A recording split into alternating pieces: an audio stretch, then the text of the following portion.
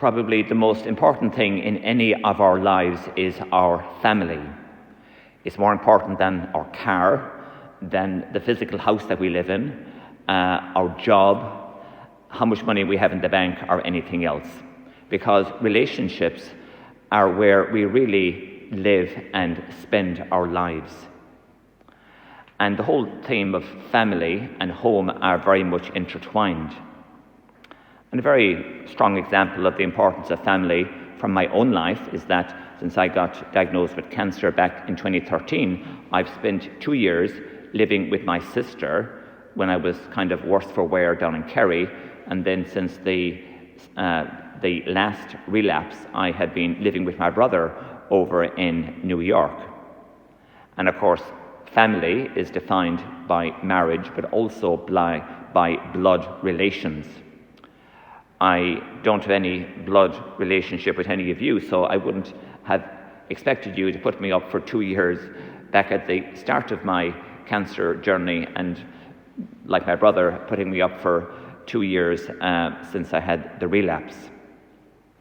Now, there is one thing that is incomparably more important and significant in our life than our natural family, and that is our supernatural family, that is the family of God.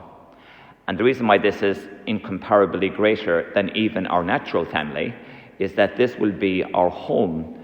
These will be the relationships in which we will live for all eternity, where our dad, our father, is going to be God the Father, our big brother is going to be Jesus, our spiritual mother is going to be Mary, our other brothers and sisters will be all of the saints, and also included in that brothers and sisters, will be everyone who have died in God's friendship in the state of grace, and we hope, indeed, all of our own loved ones that we have known who have gone before us. So how do the bonds of this family of God work? Well, it's not related to marriage, and it's not related to blood, but it's at least started off, as it were, by our baptism, which initiated us into the family of God in the first place.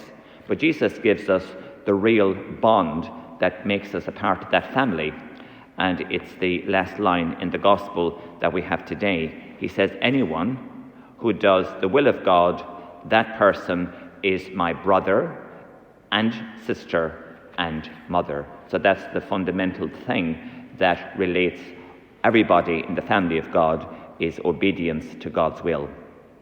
And this is repeated every time we say the Our Father.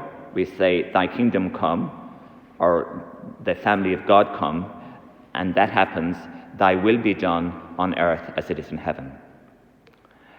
Now, this particular gospel that we have today seems to belittle Our Lady. It seems as if Jesus' blood mother is somehow outside the family of God.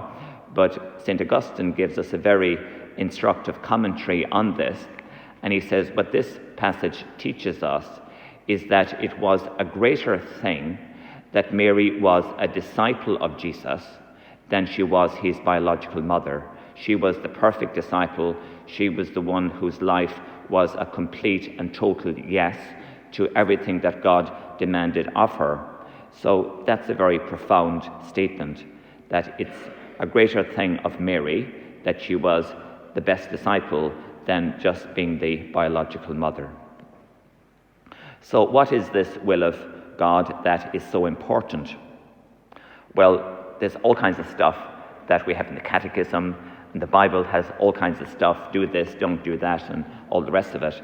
But the will of God can be very effectively summed up in terms of the two great commandments, that we are to love God with our whole heart, mind, soul, and strength, and we love our neighbour as ourselves.